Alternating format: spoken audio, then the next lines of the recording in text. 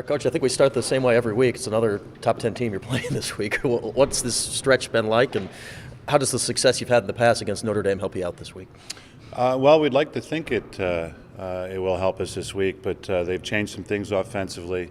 Their defense is their defense, always very tough. Goaltender's playing pretty well, and here we are going against the number 2 faceoff man in the country, so that's going to present us some problems this week. You were able to handle Matt Cavanaugh pretty well last year, but how dangerous of an offensive player is he? Well, he's very good and very productive. I think a year experience has made him even better. We don't have Brian McGill out there to cover him this year. We got a relatively new defense, so we're just hoping that we're going to get some good offensive possessions and try to get some good takes against this great Notre Dame defense. And do you expect it to be helpful to finally be back in the Dome after a month on the road? Well, we hope so. Like we've been traveling quite a bit, and it's nice to be home. And this is an ACC game, so we're really looking forward to the challenge. Coach, it's not often that Syracuse Lacrosse loses in double-digit form. What's your message to the players this week, and how do you address practice? Well, I think we're going to go on as we normally do. We're a day short this week because we played on Sunday, so we had to take yesterday off per NCAA rules. So this is the first time I'm going to be able to see the team since we get back at 4 o'clock today, we pretty much have to put Duke behind us. It was a game where I thought Duke played very well. They had an excellent face-off guy, which we're very familiar with, and we knew they were going to get possessions. And I don't think we played well from one end of the field to the other. I think we had pretty much a total breakdown in this game. So we're going to put it behind us and focus on Notre Dame going forward. John, Don mentioned that the kind of when you guys had your meetings, it was one of the more brutal meetings he's been a part of.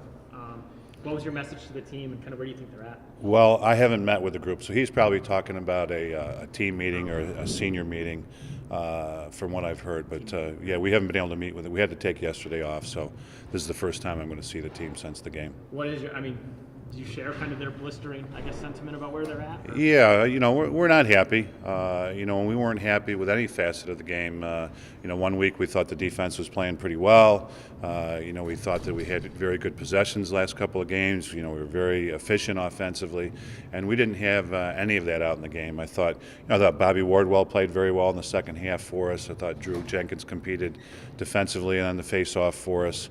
Those were the couple of the bright spots. But we have to have a total team effort if we're going to beat these teams in the ACC. Is it something at this point? When you've played the elite teams, you guys have gotten beaten fairly handily. Is it something you think is still something you can salvage? We have to. That's my job. That's the desire of the players. We have to come prepared to play our opponent first, and that'll be Notre Dame. And we have to get better. We're better than halfway through the season, but we've got to get better as a group in almost all aspects. Again, I think the offense has been playing pretty well, but we didn't last week, and we can't have that if we're going to beat a team like Notre Dame.